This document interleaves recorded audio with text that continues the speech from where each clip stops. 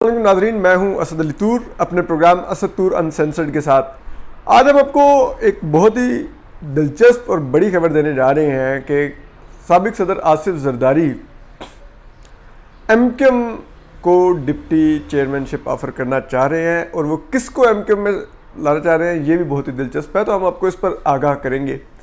इसके अलावा ये है कि कल जो पीडीएम का इजलास हुआ है, सरबराही इजलास, वो बड़ा दिलचस्प था। उसमें कुछ मियां नवाज शरीफ ने बड़ी ऑफर्स की, वो भी आपको बताएंगे। और हम आपको बताएंगे कि जो अब अगला है सेनेट के चेयरमैनशिप वाला मार्का, ये क्यों बहुत ही ज़्यादा क्रूशल है और अब ये बहुत ही अहम मार्का है, ये अहम मार्के की सूरत इख्तियार कर गया है। और हुकूमत भी अपनी जो वज़ीर-ए-आज़म इमरान खान है वो अब अपने सेनेटर्स पर इल्ज़ाम लगा रहे हैं। पहले उन्होंने एमएनएज और एमपीएस पर इल्ज़ाम लगाया, अब अपने सेनेटर्स पर इल्ज़ाम लगा रहे हैं। तो ये भी हमको सारी तफसीलात बताएंगे। तो सबसे पहले आपको बताते हैं कि वज़ीर-ए-आज़म इमरान खान अब कह रहे हैं कि उनके सेनेटर्स को लोग ऑफ़र कर रहे हैं कि वो चेयरमैनशिप के लिए वोट करें यूसुफ रज़ा गिलानी को। लेकिन दिलचस्पी की बात यह है कि अब वज़ीर-ए-आज़म इमरान खान ये नहीं कह रहे कि ओपन बैलेट कर लो।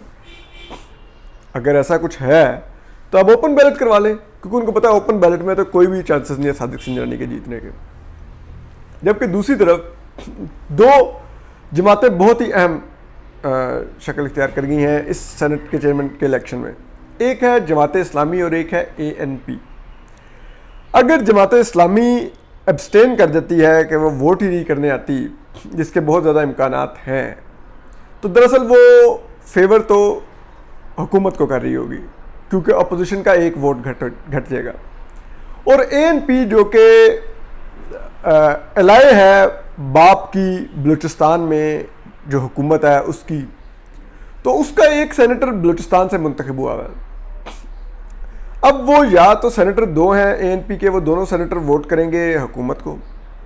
अगर दोनों करेंगे तो हुकूमत के लिए जीतना आसान हो जाएगा, सादिक सिंजानी का चेयरमैन बनना आसान हो जाएगा। और अगर वो दो नहीं वोट करते, उनमें से एक वोट करता है बलूचिस्तान की कोलिशन की वजह से और एक गिलानी साहब को वोट करता है, तो उस सूरत में ये होगा कि फिर भी पीडीएम के जीतने के इम्कानात ज़्यादा रोशन हो जाएंगे। लेकिन अब कुछ ये भी है कि वज़ीर इमरान खान कह रहे हैं कि सेनेटर्स को ऑफ़र हो रही है पैसों की। इसका एक मकसद है, आप नोट कीजिए कि वज़ीर इमरान खान मुसलसल सियासतदानों पर इल्ज़ाम लगाते हैं। उन्होंने अपनी परफॉर्मेंस से अपना इमेज बनाना नहीं सीखा, उन्होंने दूसरों के इमेज को ख़राब करके ख़ुद को पारसा बनाना सीखा है। यही उनका एक है। वो कहते हैं सब चोर हैं, मैं ठीक हूँ। जब हम लोग दूसरों को चोर चोर शुरू कर देते हैं, दरअसल हम उनकी क्रेडिबिलिटी घटा रहे होते हैं। और खुद बेशक हम कुछ ना भी कर रहे हो, हमारी ऑटोमेटिकली क्रेडिबिलिटी कम से कम एक जगह पे सस्टेन करती है। तो यही वज़ीर-ए-आज़म इमरान खान का फार्मूला है। वो शुरू से सियासत को, इस जमहूरियत को हुकूमत में आए ही मलाइन करने और एक गंदा खेल साबित करने हैं।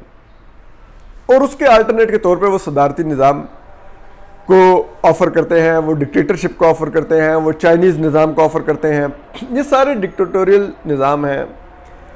और इसका सिर्फ वज़ीर का मकसद ये है कि वो जमहूरियत को इतना डिसक्रेडिट करके इस हुकूमत से जाएं कि फिर उसके बाद अगर कोई आमिर मार्शल लॉ लगाए तो उसके लिए फिर आगे राहें बहुत लंबे अरसे तक कायम रहें। ये ना हो कि 8-10 साल में वो गिर जाए।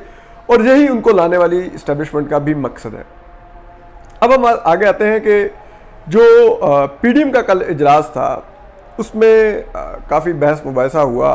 उसमें ये बातचीत हुई कि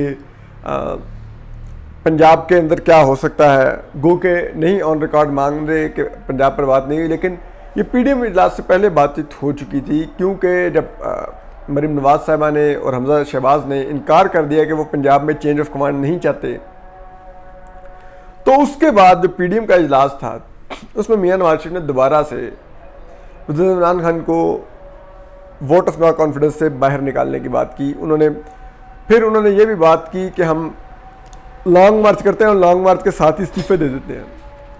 फिर तीसरी उन्होंने जो बात की, उन्होंने कहा कि हम ये भी कर सकते हैं कि हम इस पीडीएम के, जो कि बहुत बड़ी ऑफर थी, हम एक इलेक्टोरल अलायंस बनाएं, इलेक्शन में उतरे। बेशक हमारी मेजॉरिटी अगर नून लीग की भी हुई, वज़ीर-ए-आज़म पीडीएम का होगा जिसको पीडीएम नामजद करेगी। तो ये नहीं कि उन्होंने कहा कि हम पीडीएम पर वज़ीर-ए-आज़म भी छोड़ देंगे। तो ये एक ऐसी ऑफर थी कि जो बहुत बड़ी ऑफर थी नून लीग के नुक्ता नज़र से। तो इस सब के अंदर मियां नवाज शरीफ तो डेस्परेट है नए इलेक्शन के लिए, जबकि आसिफ जरदारी जो उनसे हैं वो आहिस्ता आहिस्ता करके हुकूमत गिराना चाहते हैं। और पहले भी नून लीग नो कॉन्फिडेंस की भी मुखालिफ थी, ज़िमनी इंतखाबात की भी मुखालिफ थी, सेनेट इलेक्शन की भी मुखालिफ थी, लेकिन बिलाखिर इनको आसिफ जरदारी साहब की दोनों बातें माननी पड़ी और दोनों में पीडीएम को कामयाबी हुई। अब लगता है कि पीडीएम में बाकी जो जमातें हैं शायद वो आसिफ जरदारी साहब जितनी ज़ीरक नहीं है, हम कह सकते हैं, मतलब चालाक नहीं है, तो उनको थोड़ी देर से बात समझ आती है साबिक आसिफ जरदारी की। तो अगर अभी पंजाब पर आमादा नहीं भी है तो शायद आने वाले दिनों में पंजाब पर आमादा हो जाए कि पंजाब में चेंज ऑफ कमांड करनी है। और फिर तीसरी चीज़ ये है, अब जो तीसरी बड़ी खबर है वो ये है कि सेनेट के अंदर गो के मौलाना फजल रहमान का बहुत जोर है कि किसी तरह से ये जो डिप्टी चेयरमैनशिप है ये पीडीएम जो है वो JJFA को दे दे और अपोजिशन लीडर जो बने सेनेट के अंदर वो नून लीग का हो। तो अब दिलचस्पी की बात यह है कि साबिक सदर आसिफ जरदारी बड़ी खामोशी से पीडीएम को के जमातों को बार बार रब्ता करके कन्विंस कर रहे हैं कि हमें ये डिप्टी चेयरमैनशिप MQM को ऑफर करनी चाहिए और MQM को हुकूमती इत्तेहाद से तोड़ लेना चाहिए। और अगर फौरी ना भी टूटे तो कम से कम हमारा उनके साथ एक ऐसा वर्किंग रिलेशनशिप बन जाए कि हम ना सिर्फ आगे सेंटर में नो कॉन्फिडेंस ला सके वज़ीर इमरान खान के खिलाफ, बल्कि हमारे जो यूसुफ रज़ा गिलानी हैं चेयरमैन के उम्मीदवार, MQM उनके खिलाफ भी वोट ना करे और उनके हक में वोट कर दे। तो ये भी हमारे लिए एक विन विन सिचुएशन होगी, या इवन कि MQM अपने वोट ख़राब भी कर दे तो तब भी हमारे लिए विन विन सिचुएशन होगी।